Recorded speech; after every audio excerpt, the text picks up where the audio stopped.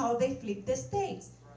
Because they can dump as many votes as they want, because we all know they cheat. I come from Venezuela, the capital of cheating in elections. Carmen Maria Montiel is a Republican running for Texas' 18th congressional district in the U.S. midterm elections. She's one of hundreds of Republicans on the ballot in 2022 who falsely claimed the 2020 presidential election was stolen by fraud. She warned, without evidence, that the same thing could happen again. What I'm telling the people is that we need to go to vote massively, that the only way we can overcome the cheating is to vote massively.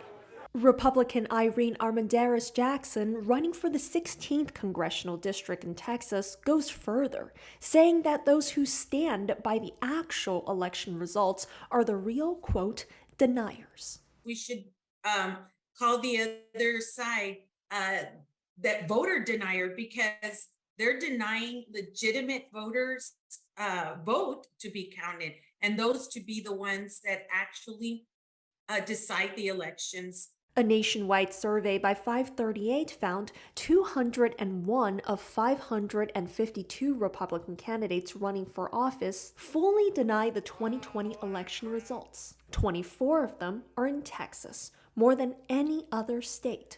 Well, Texas has a lot of election deniers running for office because the Republican Party is very big in Texas. History and public policy professor at the University of Texas at Austin, Jeremy Surrey, says the election denial is a tactic for Republicans to position themselves close to the most popular figure in their party, the former president. There are a lot of Republicans, particularly outside of the cities in Texas, who are associating themselves with Donald Trump and that part of the Republican Party.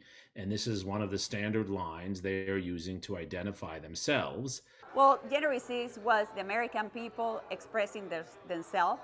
Key to the deniers' narrative, claiming the violent attack by Trump supporters on the U.S. Capitol on January 6, 2021 was a noble act by patriotic citizens.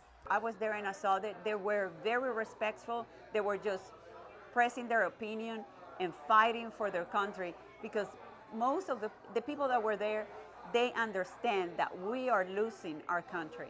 Joe Biden defeated Trump by more than 7 million votes in 2020, and Trump's claim of fraud at the time were repeatedly rejected by courts and state and federal election authorities.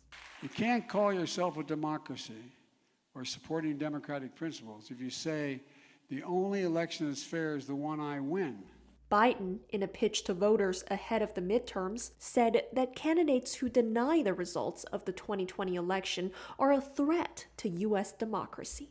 Election distrust has spread to local contests in Texas. Bruce Sherbert is the election administrator for Collin County outside of Dallas-Fort Worth. He tells Reuters that there is more distrust surrounding the 2022 vote than any other in his 4 decades of working Texas elections. There's definitely a confidence problem with some folks in our election processes, and the best way to address that is to be transparent about the process, to show all of the safeguards that are built into the voting process, and to answer questions when they come up. And that's really how we're going to start maybe getting things a little bit more on track in that regard.